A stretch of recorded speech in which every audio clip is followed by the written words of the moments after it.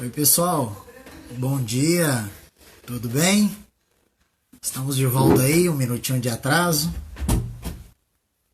mas vamos começar o nosso tempinho aqui.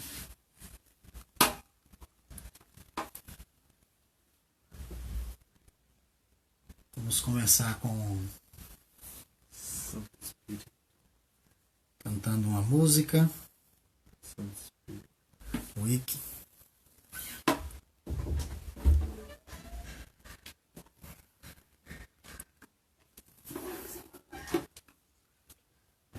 Vamos lá, cantando a música Santo Espírito.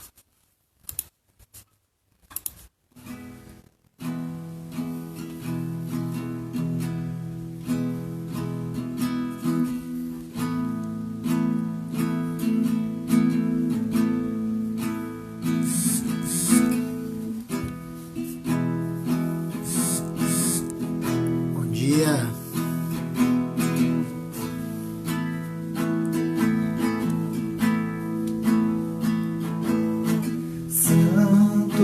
Espírito, és bem-vindo aqui. Vem inundar, encher este lugar. É o desejo do meu coração. Sermos inundados por tua glória, Senhor.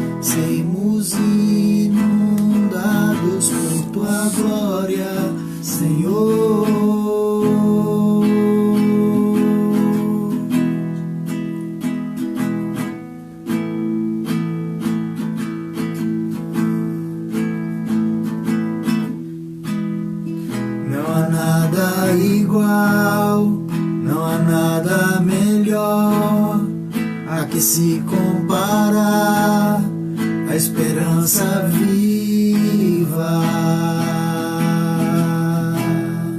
tua presença.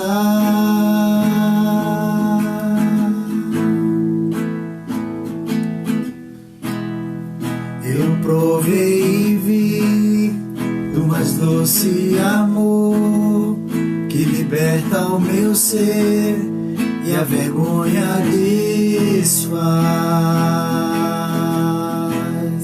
Tua presença,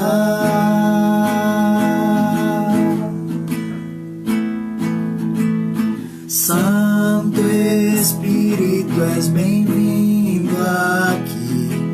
Vem inundar, encher esse lugar. É o desejo do meu coração, sermos inundados por tua glória, Senhor. Tua glória, Senhor.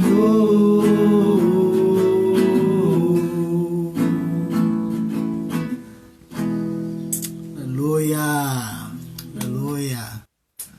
Muito obrigado, apoio dos meus filhos que me ajudaram aqui no louvor. Temos aí Jô Roma, Jô de Feira de Santana. Um beijo no coração, querida. O Joás, Paulo Henrique, o Pedro, o Helder. Temos uma turminha, o Alessandro Santos, Alessandro lá de Braslândia, Laudirene. Temos algumas pessoas aí nos assistindo nessa manhã. Ivaneide, lá de Águas Lindas, Robério. Temos alguns amigos aí. Esses dias nós temos conversado muito sobre o reino de Deus. Temos falado nisso aí durante algumas semanas seguidas. Fábio Carvalho, Fábio de Taguatinga, a mãe do Fábio, Dona Nair, lá do Guará, tem nos assistido também aqui nas nossas lives. E como eu estava dizendo, a gente vem conversando sobre o reino de Deus. E a gente vem fazendo uma sequência de estudos. E na semana passada nós conversamos sobre a nossa maneira de viver. Lemos o texto de 1 Pedro 1,18, que fala ali que nós temos um fútil procedimento que nós aprendemos com os nossos pais, e ali fala que nós chegamos no reino com esse fútil procedimento, que é um modo de vida vazio e sem sentido, que ela foi ensinada pelos nossos antepassados. E ali nós vemos que fútil procedimento é uma palavrinha chamada mataios, que ela diz que é algo sem força, sem poder. E nós falamos sobre a maneira de viver, que ela tem 4 aspectos, sobre estilo de vida, conduta, forma de pensar e forma de ser. E nós falamos quais seriam os alicerces dessa nossa edificação, que seria o senhorio de Jesus, a confissão de pecados, uma mudança de atitude, batismo nas águas, poder do Espírito Santo e vida de igreja.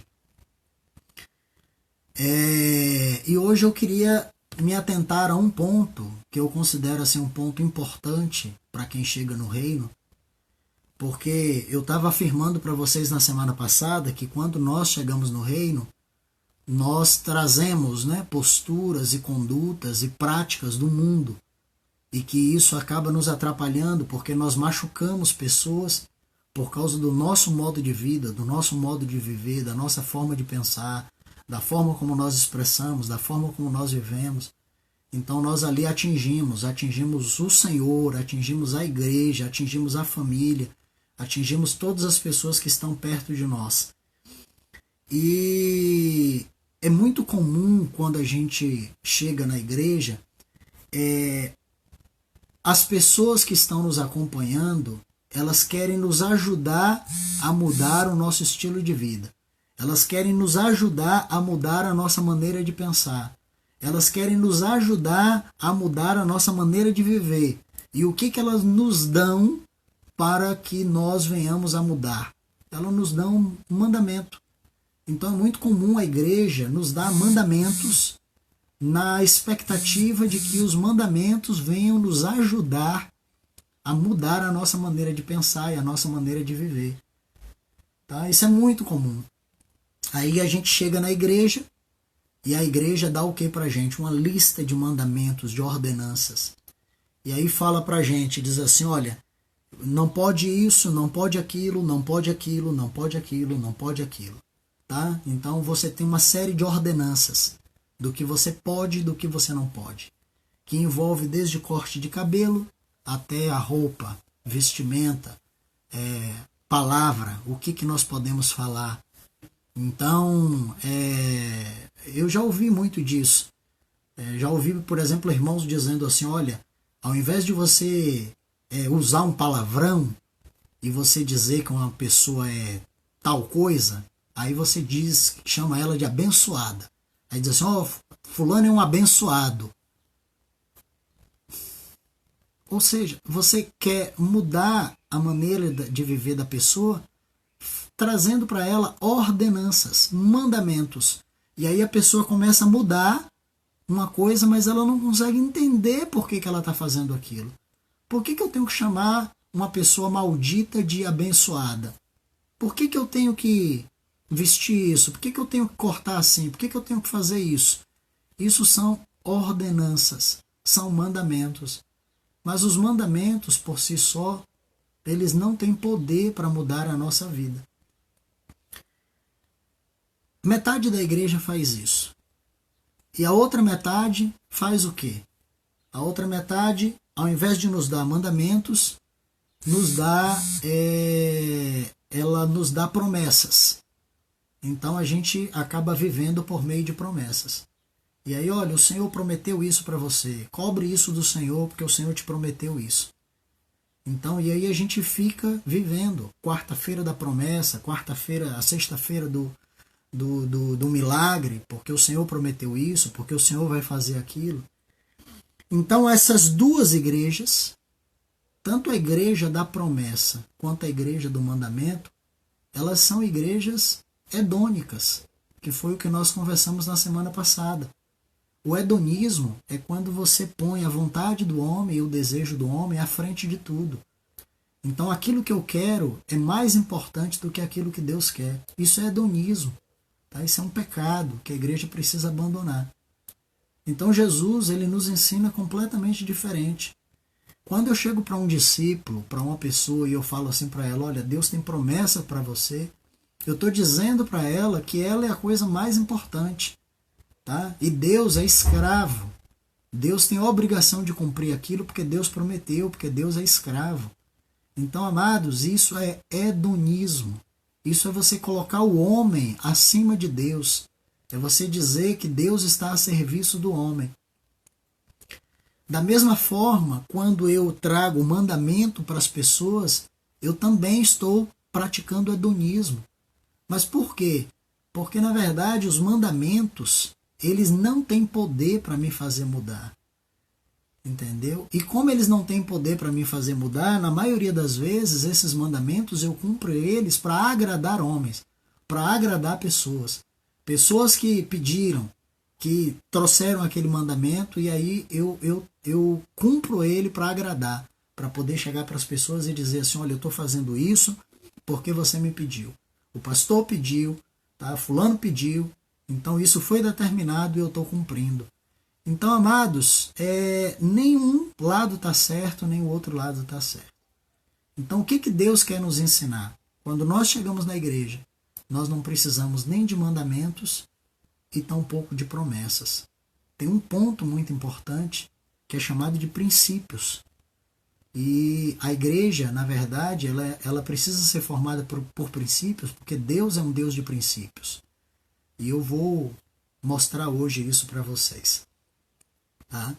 Muitos cristãos têm se iludido por falta de conhecimento bíblico, por não entender o contexto de cada passagem bíblica que fala sobre promessas ou sobre mandamentos.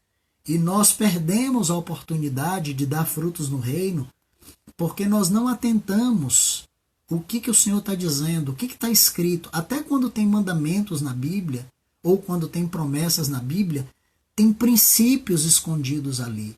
E eu queria que vocês atentassem não ao mandamento e não à promessa, mas vocês se atentassem aos princípios. Porque antes de toda promessa ou antes de todo mandamento, vem um princípio. Tá? Sem exceção. Sempre tem um princípio.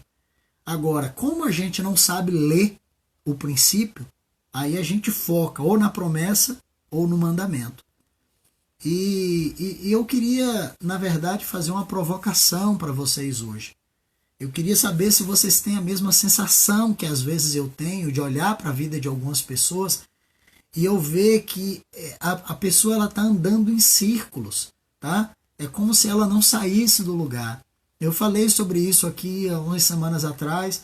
A pessoa tem anos no reino, tem 20 anos, tem 30 anos, tem 25 anos, tem 15 anos no reino, mas ela não consegue progredir. A impressão que dá é que ela está dando voltas e voltas, e é como se esses irmãos eles estivessem numa esteira ergométrica. Tá? Aumenta a velocidade no painel e a pessoa tem a sensação de que ela está correndo, mas ela não sai do lugar. Não sai do lugar. A paisagem que ela vê é a mesma. Porque a oração é a mesma, a vida é a mesma, a postura é a mesma, a conduta é a mesma, tudo é a mesma coisa. Então a pessoa não sai do lugar. A semente que está em nós, que eu falei para vocês nas semanas passadas, que semente vem de sêmen, né? O esperma de Deus, a semente de Deus, o sêmen de Deus que está em nós, ele tem que nos levar a posturas de vida diferentes. Então, se nós estamos no mesmo lugar, tem alguma coisa errada e a gente não consegue avançar. E o exemplo que eu trago é como uma esteira ergométrica mesmo, que a pessoa sobe na esteira e está se esforçando, está suando, mas ela não consegue sair do lugar, tá? Isso acontece quando nós vivemos fora dos princípios. Deus é um Deus de princípios. Agora, por que eu digo que Deus é um Deus de princípio? Quando o Senhor criou a terra, lá em Gênesis, você vai ver que lá há princípios estabelecidos. E Deus foi estabelecendo princípios. Tá?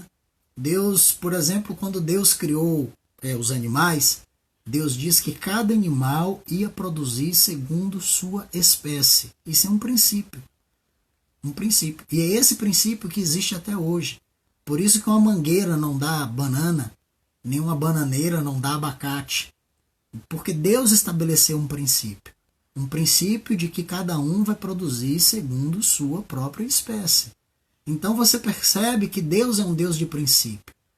E aí eu não preciso dar ordem à mangueira, de dizer assim, você vai produzir manga. Porque há um princípio de Deus de que aquela mangueira não vai produzir manga. Entendeu? Então não cabe aqui o mandamento. Também não vai caber a promessa. Também não vou chegar para a mangueira e prometer para ela, olha, eu prometo para você que você vai dar manga. Porque, amados, não cabe nem a promessa e nem cabe o mandamento. O que cabe é o princípio. Qual o princípio que Deus estabeleceu? Se Deus estabeleceu o princípio de que a mangueira vai dar manga, então não adianta eu trazer para ela um mandamento para que ela dê manga, também eu não posso trazer para ela uma promessa de que ela vai dar manga. Porque há um princípio de Deus por trás. Então eu queria hoje conversar com vocês sobre isso, sobre princípios. E nós vamos começar conversando sobre princípios, lendo Mateus, capítulo 11. Vamos lá, Mateus 11. Vamos ver o que a palavra fala sobre princípios. Vamos lá. Mateus 11, 28. Diz assim: venha a mim todos os que estão cansados e sobrecarregados, e eu vos darei descanso. Tomem sobre vocês o meu jugo e aprendam de mim, porque eu sou manso e humilde de coração, e assim vocês acharão descanso para as vossas almas, porque o meu jugo é suave e o meu fardo é leve. Esse texto eu trouxe ele porque, para mim, esse texto ele tem princípio, mandamento e promessa. Tá? Aqui tem uma promessa de Deus. Qual é a promessa de Deus? Vocês vão achar descanso para a alma de vocês. Então, se eu pegar esse texto aqui e eu quiser pregar sobre promessa, eu vou ficar prometendo para as pessoas, olha, vocês vão ter descanso, porque Deus prometeu que vocês vão ter descanso. Tudo bem. Só que o descanso de Deus, que é a promessa, ela está atrelada a um mandamento. Não é verdade? O mandamento, na verdade, é quando diz assim, tomem sobre vocês o meu jugo e aprendam comigo que sou manso e humilde de coração. E aí, só depois disso é que vocês vão ter descanso. Então, algumas pessoas enfatizam a promessa de dizer que a pessoa vai ter descanso. E outras querem enfatizar o mandamento de que vocês têm que tomar o jugo. E aí oprimem os irmãos, dizendo assim, olha, você tem que tomar sua cruz, porque você tem que tomar o jugo. Tudo bem, amados. Só que você vai ter aqui promessa, você vai ter aqui mandamento, mas por trás de tudo isso há um princípio de Deus. Princípio. Então vamos lá. Qual é o princípio de Deus que está aqui? Primeiro você tem um convite, né? Diz assim, vinde a mim. Quem é convidado? Todos os que estão cansados e oprimidos. Aqui não há uma exclusão de grupo de pessoas, de classe social, de classe política, de classe religiosa. Todos estão incluídos no convite, porque Deus ama todos. Tá? Em João 3,16 o Senhor fala sobre isso, porque a palavra diz que Deus amou o mundo. Deus amou todas as pessoas de tal maneira que deu seu Filho unigênito. Então o convite de Deus, ele não é para uma pessoa, ele não é para uma classe de pessoas, entendeu? O convite de Deus é para todo mundo. Então todo mundo que está cansado e sobrecarregado, venha. Esse é o convite de Deus. E Deus traz uma promessa, uma esperança. Né? Qual é a promessa de Deus? Diz assim, eu vos aliviarei e vou trazer descanso para a alma de vocês. Então tem um convite, tem uma promessa, mas tem também um mandamento, né? Um compromisso, que diz assim, tomem sobre vocês o meu jugo. Tá bom. Primeiro passo, aceitar o convite. O segundo passo é receber o mandamento, é se comprometer. Só que a figura que Deus usa, que Jesus usa aí, que Jesus diz assim, tomai sobre vós o meu jugo. Jugo, na verdade, amados, é uma canga. É aquilo que você põe entre dois bois.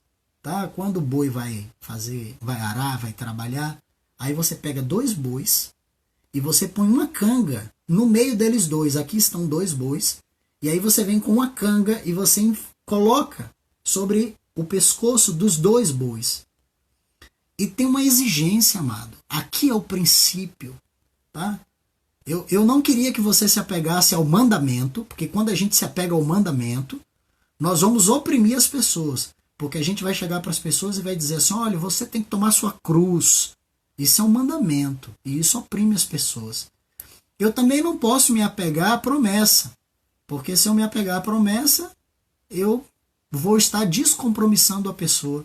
Porque eu vou dizer assim, olha, fique tranquilo que Deus vai lhe dar alívio. Não é isso que a palavra está dizendo. Aqui tem uma promessa, aqui tem um mandamento, mas aqui tem um princípio. Qual é o princípio? Tomem sobre vocês o meu jugo. Quando você pega dois bois para colocar a canga em cima deles, Jesus está dizendo assim, tomem sobre vocês o meu jugo. Então significa que um dos bois é Jesus. Ok? Ele é um dos bois porque ele diz que o jugo é dele. Ele diz, tome sobre vocês a minha canga. A minha canga. Então Jesus é um dos bois. Ok? E a palavra fala que ele é como um boi que foi levado ao matadouro, mudo. Não se ouviu a sua voz. Por que fala que Jesus foi um boi que foi levado ao matadouro, mudo, e que não ouviu-se a sua voz? É porque no princípio, amado, no princípio que consta aqui nesse texto, Jesus está dizendo o seguinte, tomem sobre vocês a minha canga e aprendam comigo, porque eu sou manso e sou humilde de coração. Quem trabalha, quem já trabalhou, quem conhece como é que se faz o arado com dois bois, você tem que colocar um boi manso junto com um boi brabo. Qual é a função do boi manso? Ensinar ao boi brabo a se submeter e ditar qual é o ritmo. O boi manso, amado, ele se submete. Por isso que Jesus diz, aprendam comigo, porque eu sou manso e sou humilde de coração. Então, quando Jesus está dizendo, tomai sobre vocês o meu jugo, a minha canga, Jesus está dizendo assim, olha, eu sou um dos bois. Você vai ficar do meu lado. E você vai aprender comigo a receber a canga. E nós dois vamos caminhar juntos. E você vai olhar para mim. E você vai aprender comigo. Porque eu sou manso. E eu sou humilde de coração. Amados, isso é um princípio que Deus está estabelecendo aqui. Aqui não quero me apegar ao mandamento. Aqui eu não quero me apegar à promessa. Aqui eu quero me apegar ao princípio.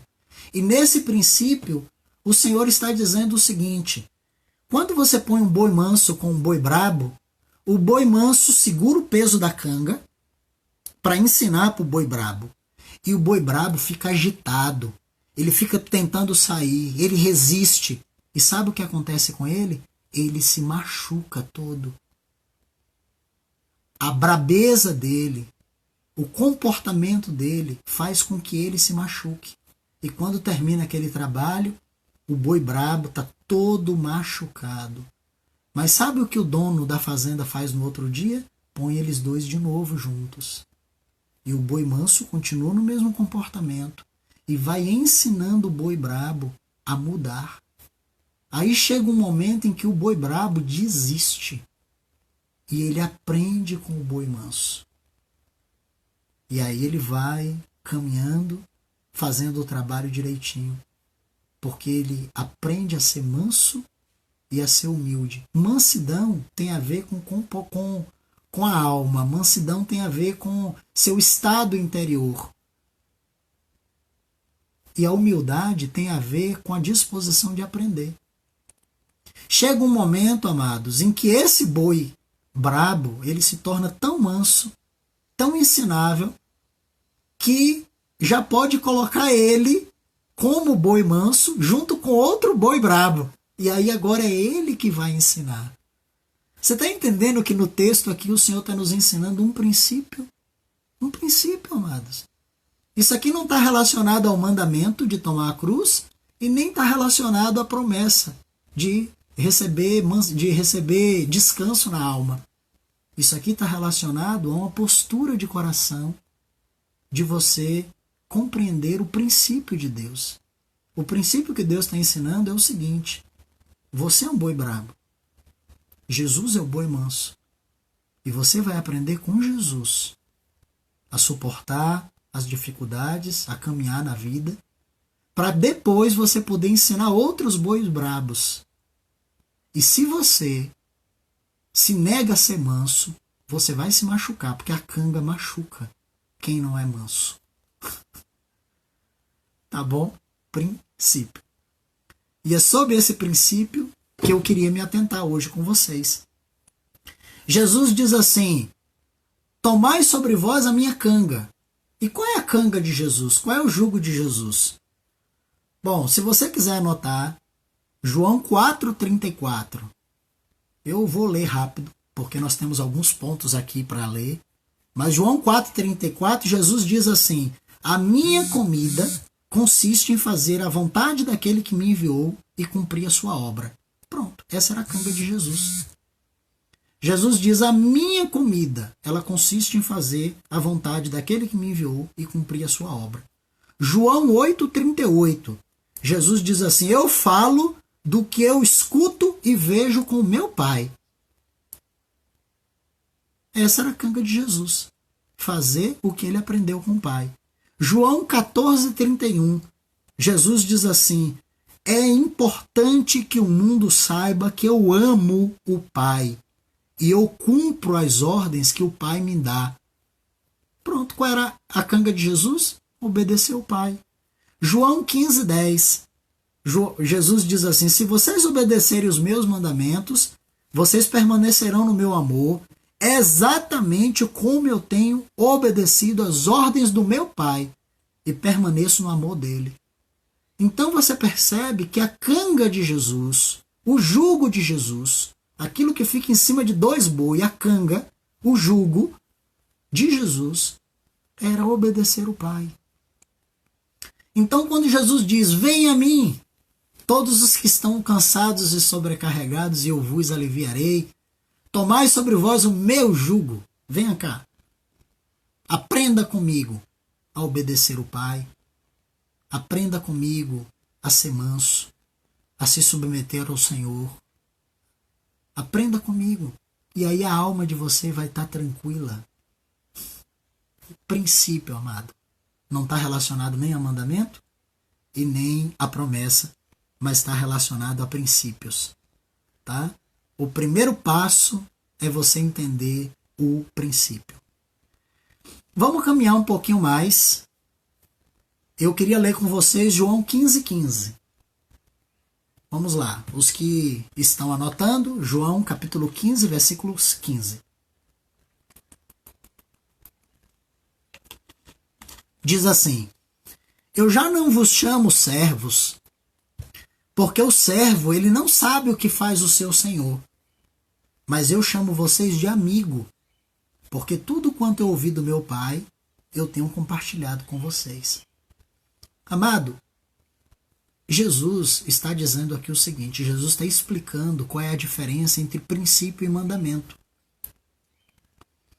O mandamento você cumpre porque você tem que cumprir. Se eu chego para o meu filho, para uma criança, e eu entro numa loja com ele, e eu digo assim para ele, não toque em nada. Isso é o quê? Isso é um mandamento. E a criança vai entrar sem tocar em nada, mas ela está simplesmente cumprindo um mandamento. Agora, quando eu chamo a criança e eu digo assim, olha filho, papai vai entrar na loja aqui com você e você não pode tocar em nada, porque se você tocar e quebrar, eu vou ter que pagar e eu estou sem dinheiro. Pronto.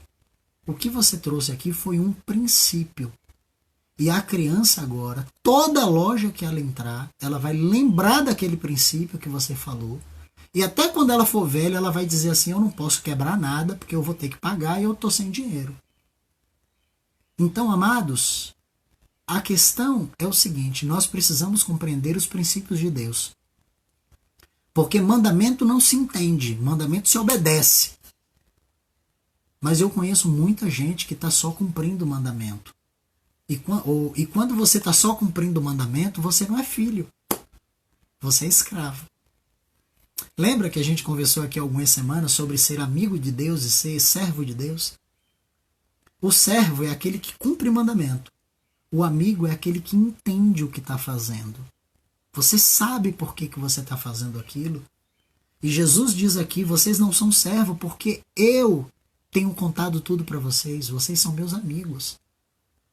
Então nós precisamos entender os princípios de Deus. Vamos correr para entendermos alguns princípios? Eu queria ler com vocês o que eu chamo de assim, os princípios do reino. 15 princípios. Vou passar rápido por eles.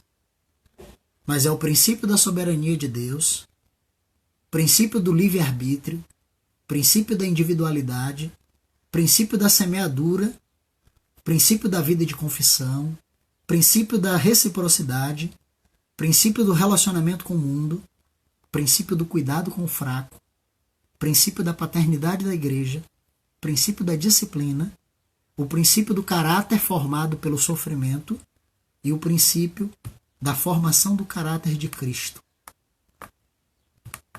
Vou colocar aí para vocês todos esses princípios para que vocês possam ir anotar e ir acompanhando. Mas são esses princípios aí. Vamos começar pelo princípio da soberania de Deus, que a gente tem conversado muito sobre isso. Desde da primeira live até a semana passada, eu sempre tenho batido na mesma coisa, de que Jesus é o Senhor. Amados, isso não é um mandamento. Eu não posso chegar aqui para vocês e dizer assim, obedeçam Jesus. Não, amados. Não é um mandamento. É um princípio. E o mandamento a gente obedece porque tem que obedecer. Princípio a gente entende. Então eu vou obedecer Jesus não porque é um mandamento, mas porque eu entendo o princípio. Eu entendo que Ele é Senhor. Eu entendo que Ele é soberano, que Ele é o Rei, que Ele é a autoridade suprema sobre tudo que existe, sobre tudo que acontece. Eu entendo que Ele criou tudo de acordo com sua vontade, que Ele faz planos e que isso não pode ser destruído, os planos de Deus, porque Ele é Senhor. Eu entendo isso. Salmo 33:10. Salmos 33:10 diz assim: O Senhor desfaz os planos das nações e frustra o planejamento do povo, mas os planos do Senhor permanecem para sempre e os seus projetos do seu coração permanecem por todas as gerações. Isso é um princípio de que Deus é soberano e de que os planos dele não podem ser mudados. Amém? Primeiro princípio da soberania de Deus. Não é um mandamento, não é uma promessa, é um princípio. E a partir desse princípio, eu entendo todas as promessas e eu obedeço todos os mandamentos, porque eu sei o que eu estou fazendo. Eu sei a quem eu sirvo. É um entendimento. Por isso é um princípio. Segundo princípio é o chamado do princípio do livre-arbítrio e do domínio próprio. É eu entender, amados, que quando Deus criou o homem, Deus deu ao homem uma capacidade que não foi dada a nenhum outro ser. A capacidade de raciocinar para poder decidir. Todos os animais criados por Deus, eles são movidos por instinto de sobrevivência, de alimentação, de procriação. Eles são desprovidos de uma capacidade de raciocinar. Mas o homem não. O homem ele pensa, ele raciocina, ele decide. E por causa disso, eu posso afirmar que o domínio próprio é a capacidade que o homem tem de controlar o seu comportamento e as suas atitudes em qualquer lugar, em qualquer momento. Amém. Gênesis 2, 16 e 17.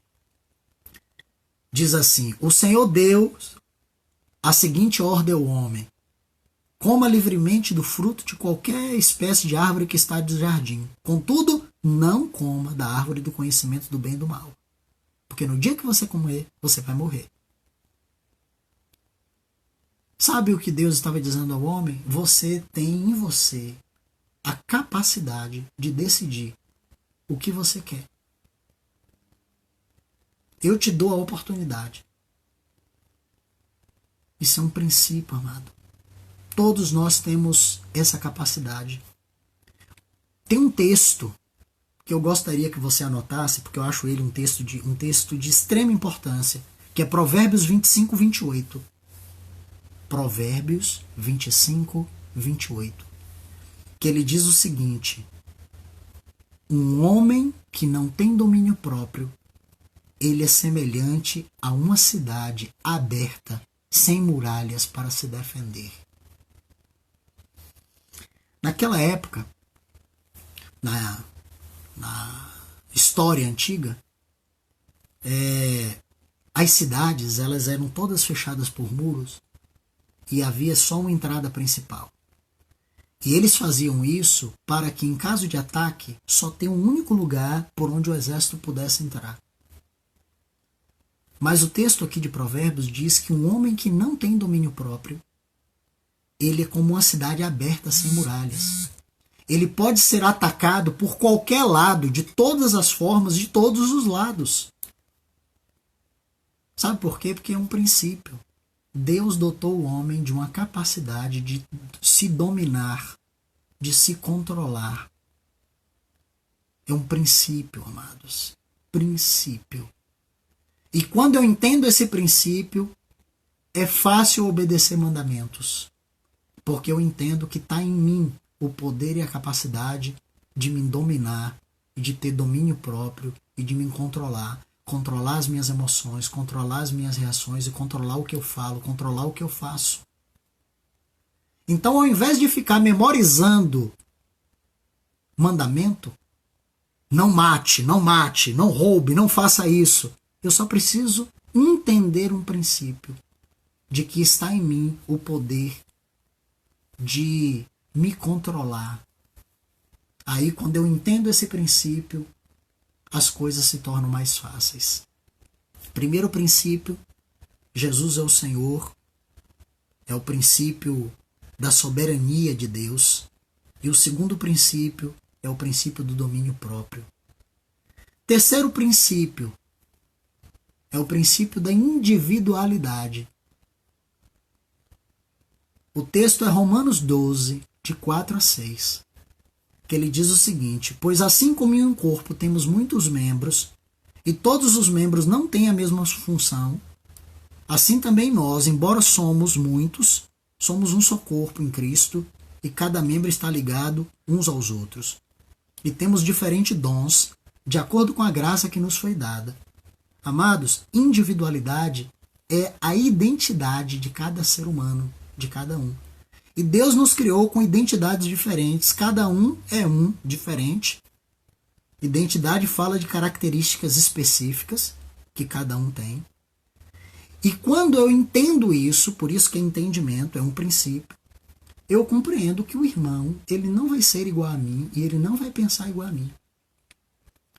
As pessoas, elas têm pensamentos diferentes, elas têm ideias diferentes, porque elas vieram de contextos diferentes, elas têm personalidades diferentes, elas têm caráter diferentes. Elas são bois diferentes. E da mesma forma que eu sou um boi brabo e preciso me juntar com Cristo para aprender com ele, ser manso e humilde, o meu irmão também.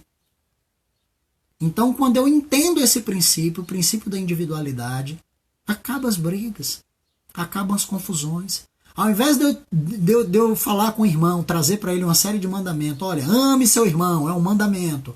Pare de fazer fofoca no meio da congregação, é outro mandamento. Pare de criar confusão, é outro mandamento. Pare de se irar com os irmãos, é outro mandamento. São vários mandamentos. Ao invés de eu ficar dando mandamento para os irmãos, eu preciso fazer eles entenderem um princípio. O princípio da individualidade. De dizer assim, amados, deixa eu falar uma coisa para você. O irmão é diferente de você. Respeite isso. Respeite o fato de que o dom dele é diferente do seu dom. Respeite isso. Respeite o fato de que Deus nos dá dons diferentes e Deus nos torna pessoas diferentes. Pronto. É um princípio. Vocês estão entendendo que quando eu começo a compreender os princípios, as coisas ficam mais fáceis para a gente no reino? Quarto princípio. Princípio da semeadura e da colheita. Princípio importantíssimo. Deus ensina que o homem colhe aquilo que ele planta e que para cada ação tem uma reação e que tudo que nós plantamos, nós colhemos em proporções muito maiores. Sabia? Porque você planta uma semente e nasce um pé de tomate com 50 tomates. Você planta um abacate e nasce um abacateiro com 300 abacates. Então, amados, a proporção da colheita ela é muito maior do que o que você plantou. De onde eu estou tirando isso? Oséias 8:7. Vou dar um tempinho aí para você pegar Oséias. Eu quero que você abra esse texto. Eu acho ele importantíssimo.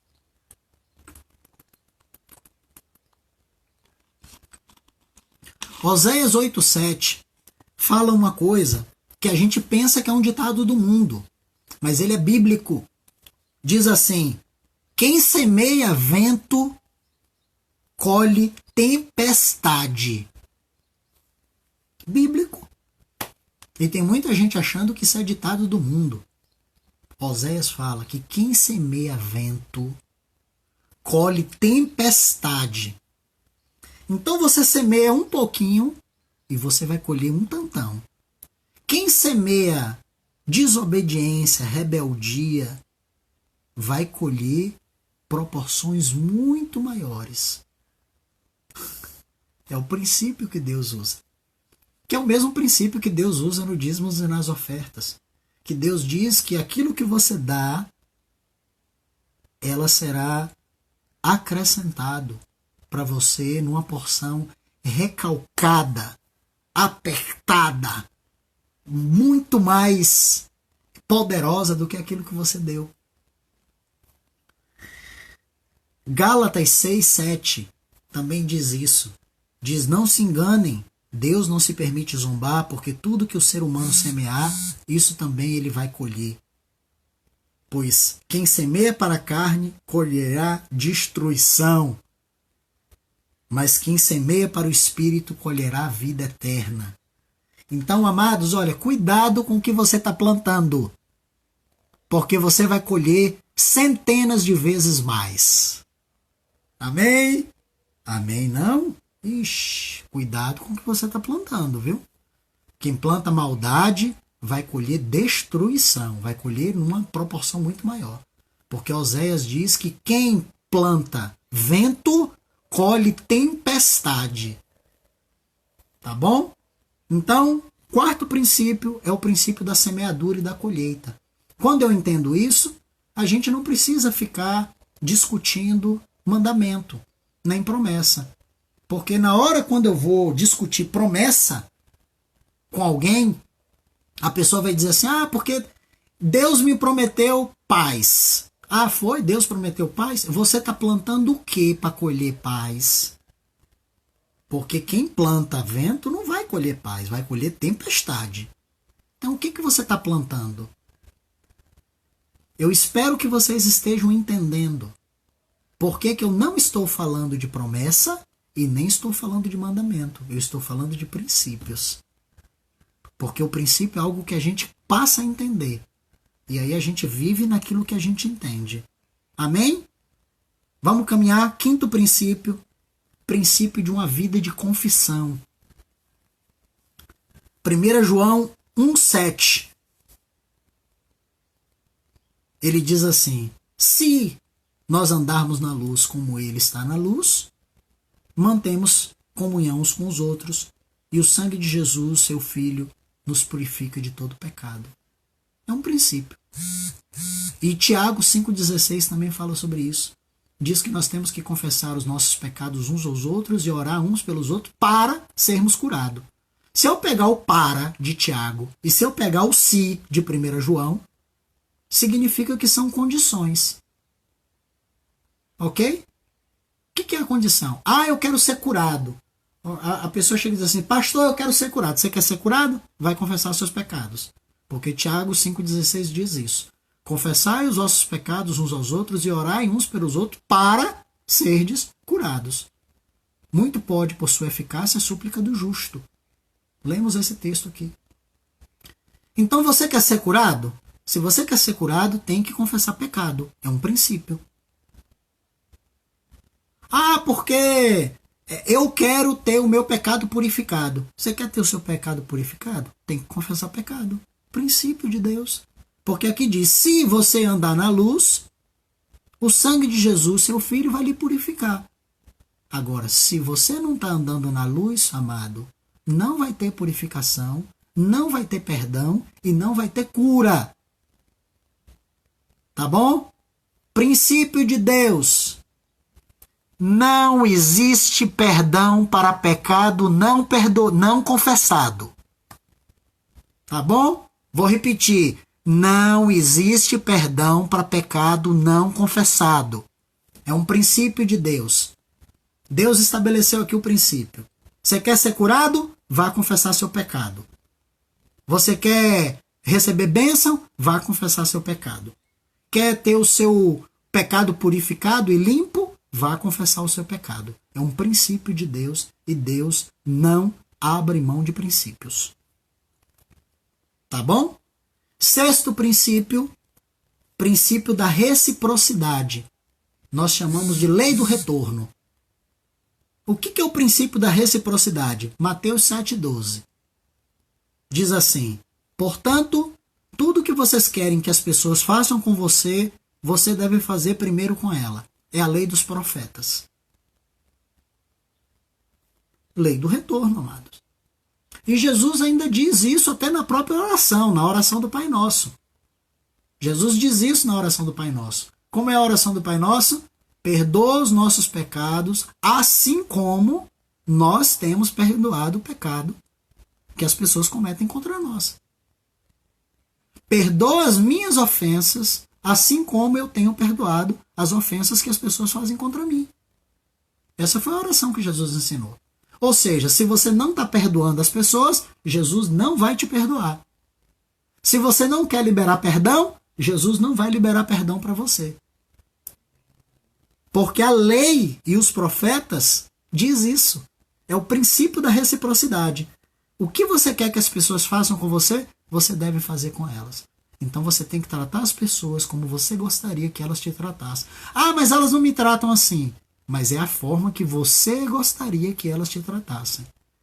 E você tem que tratar elas assim para que Deus te trate da mesma forma, porque é um princípio, a lei da reciprocidade. Amém? 7º princípio. Princípio do relacionamento com o mundo. Tiago 4,4 diz assim: adúlteros, ou vocês não sabem que a amizade com o mundo é inimizade contra Deus? Ora, quem quer ser amigo do mundo se torna inimigo de Deus. Amados, aqui não tem promessa e aqui também não tem mandamento. Aqui só tem um princípio. Não há parceria entre o mundo e a igreja. Ponto final. Amém? Não há parceria. Princípio de Deus. Isso é tão verdade que quando Paulo vai falar sobre as mulheres viúvas, Paulo diz assim: tá viúva, pode casar, desde que seja no Senhor, com alguém do Senhor. Paulo, quando vai falar com os solteiros, Paulo diz assim: olha, você não pode namorar com alguém do mundo. Que união há entre luz e trevas? Então, amados, é um princípio. Não há parceria entre o mundo e a igreja. É o princípio do relacionamento com o mundo. Eu e o mundo somos inimigos. Por isso que Paulo também fala que você não pode nem fazer sociedade com o incrédulo, porque são princípios diferentes. O incrédulo vive um senhor, você tem outro senhor. Nós não podemos ter sociedade com o incrédulo, não podemos namorar incrédulo e não podemos casar com incrédulos. Porque o mundo é inimigo de Deus. Então, se você quer ser amigo de Deus, tem que ser inimigo do mundo. E se você é amigo do mundo, você é inimigo de Deus. Princípio do relacionamento com o mundo. 8º princípio. Princípio do cuidado ao fraco. Romanos 15:1. Ele fala assim: nós que somos fortes, temos o dever de suportar as fraquezas do fraco, em vez de agradarmos a nós mesmos. É um princípio, amados. Você tem que se comportar de uma forma que não ofenda ao irmão que tem uma fé menor que a sua. Quem é o fraco? É aquele que tem uma fé menor que a minha. Então eu não vou discutir com ele, eu não vou brigar com ele, eu não vou entrar em contenda com ele, eu não vou ficar, porque você não sabe, porque eu entendo da palavra, você não entende. Não, ele é fraco, amado. Ele é fraco. Se eu entendo que eu posso, por exemplo, pregar com uma camisa gola polo, esse é o meu entendimento. Mas se o meu irmão, se ele se ofende com isso, eu vou viver a fé dele para não ofender. Eu tenho que suportar a fraqueza dele, em vez de agradar a mim mesmo. É um princípio de Deus. E aí, na hora quando eu estiver com ele, eu tenho que agradar a ele, a fé dele. Não é a mim mesmo. Eu não posso ser hedônico, que é aquilo que a gente vem falando nas outras semanas, de querer fazer aquilo que me agrada. Então isso é um princípio do cuidado ao fraco. 9º princípio é o princípio da paternidade da igreja. Atos 20:28 diz assim: concluindo, tenha cuidado de vocês mesmos e de todo o rebanho sobre o qual o Espírito Santo vos estabeleceu como pastores para pastoreares a igreja de Deus. Então aqui você vê que Paulo fala: tenha cuidado por você e pelo rebanho. E tem um outro texto também, que é 1 Tessalonicenses 5,14, que ele diz aqui: irmãos, nós vos exortamos a que vocês admoestem os desordenados, consolem os desanimados, amparem os fracos e sejam pacientes com todos. Eu queria me apegar nisso aqui agora, que é o texto de 1 Tessalonicenses 5,14, que ele traz um princípio sobre a vida da igreja, que eu chamo de princípio de paternidade da igreja. Vamos lá. Primeiro ele diz assim: irmãos, eu exorto vocês a que vocês admoestem. A palavra que aparece aqui para admoestar é advertir, chamar a atenção. Sabe quando você chama uma pessoa a atenção? Você tem que chamar a atenção. Isso é admoestar. Admoestem os desordenados. Tem algumas traduções que falam de insubmissos. A palavra que aparece ali para desordenados ou insubmissos, ela é uma palavra que é chamada, vou pôr aí para vocês, atactus. O que é um atactus? Isso era usado, amado, no exército. E Paulo, ele sabia disso porque Paulo era militar. Lembra disso? Paulo era capitão da guarda, Paulo era militar. Paulo comandava um exército que ele entrava nas casas puxando as pessoas e levando elas arrastadas, presas, por serem cristãs. E Paulo usa aqui um termo militar. Paulo diz assim, olha, chame a atenção, advirta, admoeste os desordenados. A palavra que aparece ali é atactus, que algumas traduções falam em submissos. Mas os desordenados é fora da ordem. Isso era um termo militar que, quando um comandante olhava para a fileira militar e via alguém fora da ordem, a fileira tem que estar bonitinha, todo mundo com um braço de diferença entre um e outro. E o comandante tem que olhar e ver todo mundo ordenado, todo mundo bonitinho. E quando tinha alguém fora da ordem, era atactus. E chamavam um dos subalternos, mas que tinha poder de chefia, seja um sargento, um cabo, sabe? E dizia assim para ele, vai lá e advirta ele, admoeste ele. E o soldado, e o cabo ou o sargento ia lá e repreendia aquele que estava fora da ordem. Repreendia porque ele não estava com a roupa na ordem, com a aparência na ordem, a cabeça na ordem, sabe? A postura na ordem. E é isso que Paulo está dizendo aqui, que nós temos que advertir os que estão desordenados, fora da ordem, fora da fileira, os que estão irregulares. Os desejos deles estão aflorados, estão exagerados, eles estão desviados das ordens claras, das regras. Isso é um princípio. Por isso que a palavra fala que se você vê o teu irmão pecar, vá entre ti e ele só. É um princípio de Deus. O princípio é quando eu chego lá, eu vou chamar o irmão e dizer, irmãos, todos os homens casados têm essa postura. Todos os homens solteiros vivem assim. Por que você está desordenado? Por que você está fora da fileira? O que está acontecendo com você? E só um pai pode ter essa postura. Por isso que é o princípio da paternidade da igreja. O segundo, ele diz assim, consoleis os desanimados.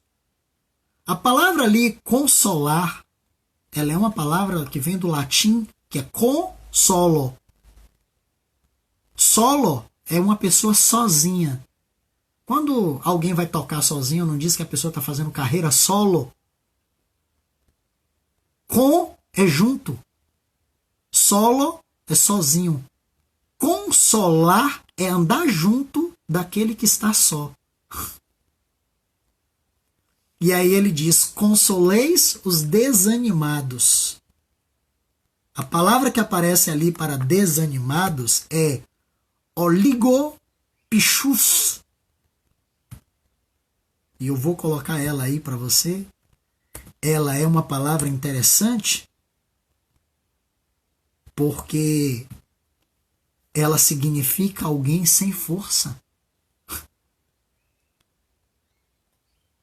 Oligopichus é alguém sem força. E por que ele está sem força? Porque ele está sozinho.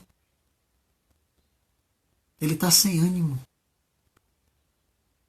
Ao primeiro, que está fora da fileira, eu vou lá não para andar junto com ele, porque ele está desordenado, amado.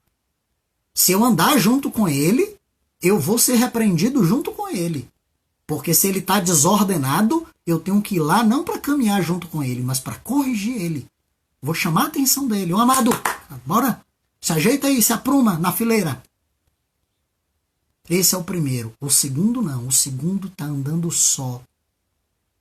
Ele já saiu da fileira. E eu tenho que ir atrás dele e buscar ele, vir junto com ele. Consolar, andar junto com o que está só. Porque ele está fraco. Ele está sem força. E eu preciso ir lá buscar e andar com ele. É a história da 100ª ovelha que eu tenho que carregar ela no ombro. E o terceiro são os fracos. Ele diz que nós temos que amparar os fracos. E a palavra que aparece ali para amparar, ela significa suportar. Ela dá a ideia de uma coluna que segura o telhado. Tá? É isso que dá a ideia. Suportar é o suporte. O suporte é aquilo que segura peso. Tá bom? Quando diz lá suportar ou amparar, é dar suporte. É você segurar o peso. A ideia aqui é como uma casa que está, um muro que está pendendo e você vem com uma coluna aqui, ó, e segura ela. Você segura o peso da casa. Tá bom? Quem são essas pessoas? São os fracos. A palavra que aparece ali para fracos é ashitenes. E os ashitenes, que são os fracos, significam que pode ser quebrado com facilidade. É algo que é delicado. É algo que é frágil. Então eu tenho aqui na igreja 3 tipos de pessoas. Eu tenho os insubmissos, aqueles que sabem qual é a postura correta que tem que estar na fileira. E eles estão fora da postura, todo desengonçado, porque eles querem. E aí eu tenho que ir lá, entendendo que ele tem domínio próprio e que ele sabe o que ele está fazendo, e eu vou repreender para que ele se conserte. Eu tenho o segundo, que é uma pessoa que estava na fileira, junto com todo mundo, estava bonitinho, só que ele cansou. Ele está cansado e saiu da fileira por cansaço e está sozinho. E eu tenho que trazer ele para perto e andar junto com ele para fortalecer ele. E eu tenho o terceiro, que é o fraco. O fraco, amados, ele não tem condições de ficar em pé na fileira. Não é porque ele está cansado, é porque ele é fraco. Ele é frágil. Ele se quebra com facilidade. E esse eu tenho que ser para ele uma coluna. Eu não posso repreender ele porque ele se quebra com facilidade. Senão eu vou arrebentar ele. E por isso que Jesus fala para a gente não esmagar a cana quebrada. Não apagar a torcida que fumega. Esse daí eu preciso ter paciência com ele. Eu preciso amparar ele. Eu preciso levar a carga dele. É aquele irmão que eu vou dizer para ele, me dá aí teu peso, deixa eu levar aqui. Esse é o homem que carregou a cruz de Jesus no momento da crucificação. É o atactus. Então aqui nós temos o 9º princípio, que é o princípio da paternidade da igreja. Faltam só 3. Princípio da disciplina, que está lá em Provérbios 26, 3. É o 10º princípio, o princípio da disciplina. Provérbios 26, 3 é um princípio aqui. Você vê que não tem mandamento e também não tem promessa. Tem um princípio. Diz assim: assim como o chicote foi feito para o cavalo e o freio para o jumento, a vara da disciplina é para as costas daqueles que não querem obedecer. Princípio de Deus. Quando tem um irmão resistindo ao Senhor, sem obedecer ao Senhor, o Senhor vai disciplinar ele. E a igreja também precisa disciplinar. E aí a pessoa pergunta, por que você está me disciplinando? Porque tem um princípio de Deus. E Deus está assemelhando você a cavalo e a jumento. E Deus está dizendo que o cavalo e o jumento é melhor do que você. Porque o cavalo, ele é freado com chicote, o jumento é freado com freio, e você, ninguém consegue lhe frear. Então o Senhor e a igreja precisam usar a vara da disciplina nas suas costas. Princípio da disciplina no meio da igreja. E é nesse princípio que a igreja aplica disciplina e o Senhor aplica disciplina. 11º princípio, Hebreus 5:8, é o princípio do caráter formado pelo sofrimento. Hebreus 5:8 diz o seguinte, princípio aqui, amados, a gente precisa entender, princípio é para entender, diz assim, mesmo considerando o fato de ser o Filho de Deus, ele aprendeu a obediência por meio das aflições que sofreu. Deus molda o nosso caráter através das dificuldades e da pressão que nós sofremos. E Deus quer que a gente seja semelhante a Jesus. Se Jesus aprendeu por meio das coisas que sofreu, nós vamos aprender por meio das coisas que também vamos sofrer. Nós somos o boi brabo, que vai ser colocado numa canga junto com o boi manso. E vai ter que aprender a ser manso. Jesus diz isso, aprendei comigo. E nesse aprendizado a gente vai sofrer, a gente vai chorar, a gente vai sofrer, a gente vai ter as costas sangradas com a cangalha. Mas quem está fazendo isso somos nós mesmos, por conta da nossa desobediência. Então há um princípio aqui de que Deus vai formar Cristo em nós através do sofrimento. E o último princípio, que é o 12º princípio, que é o princípio da formação de caráter, que está lá em Gênesis 1:26, que diz assim, então Deus disse, façamos o homem à nossa imagem, de acordo com a nossa semelhança. O princípio da formação de caráter é a gente entender que quando Deus criou o homem, Deus queria que o homem tivesse o caráter, o espírito e a personalidade de Cristo. E nós vamos precisar que o Senhor traga de volta isso que se perdeu com o pecado. Então, o caráter, o espírito e a personalidade de Cristo precisam ser trazidas à nossa vida. Ele é o nosso padrão. E nós vamos ver o trabalho de Deus na nossa vida e na vida das pessoas, fazendo com que isso se cumpra. Amados, era isso. 12 princípios que eu trouxe hoje para vocês, que são princípios que eu entendo que são coisas que a gente precisa trazer para a vida. Depois eu gostaria que vocês ouvissem de novo, anotassem cada um desses princípios. Mas vocês entendem aqui que não é mandamento, mas também não é promessa. Tem muita gente se apegando à promessa e tem muita gente se apegando ao mandamento. Mas o que nós precisamos entender é que o que Deus quer de nós é que a gente entenda os princípios. E quando você entende os princípios, os mandamentos se tornam fáceis. Tá? As promessas, elas se tornam naturais. E a gente não precisa estar correndo atrás das promessas, porque ela é natural que aconteça na nossa vida, na medida em que nós estamos dispostos a cumprir esses princípios na nossa vida. O princípio de entender que Jesus é o Senhor, que Ele é soberano. O princípio para a gente entender que eu tenho domínio próprio e eu tenho controle sobre a minha vida, sobre as minhas emoções. O princípio da individualidade, de eu entender que cada pessoa é diferente e eu não posso exigir que as pessoas pensem igual a mim. O princípio da semeadura e da colheita, eu entender que o que eu estou colhendo é fruto do que eu plantei. E se eu estou colhendo tempestade é porque eu plantei vento. O princípio da vida de confissão, eu entender que eu só posso ser perdoado se eu confessar. E eu tenho que confessar com a boca. Tá? Eu tenho que, pecado tem nome, tem endereço, tem sobrenome, tem CEP. Eu preciso confessar. Não é só chegar lá e dizer assim, olha, eu quero te pedir perdão por tudo o que aconteceu. Não. eu preciso abrir a boca e confessar cada um dos meus pecados para ser perdoado.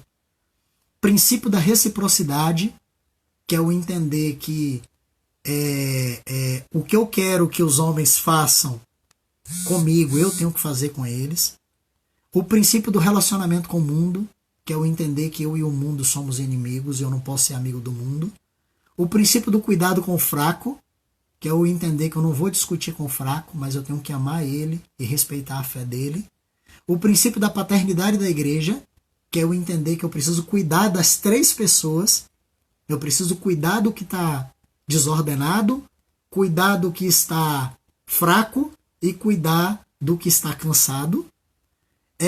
O princípio da disciplina, que é o entender que se eu aprontei, eu tenho que ser disciplinado, ou pela igreja ou pelo Senhor. Princípio do caráter formado pelo sofrimento, que é o entender que não vai ser fácil, que eu vou sofrer mesmo, da mesma forma que Cristo sofreu. E por último, o princípio da formação do caráter de Cristo, que é o entender que não é qualquer caráter que eu tenho que trazer para a minha vida, mas é o caráter da pessoa de Jesus, porque esse era o princípio de Deus desde o início, quando criou a humanidade, que era fazer o homem e a mulher semelhantes a Jesus. Amém? Espero que tenha sido útil. A gente se vê na semana que vem e que Deus abençoe vocês. Um beijo no coração e que o Senhor os abençoe. Amém.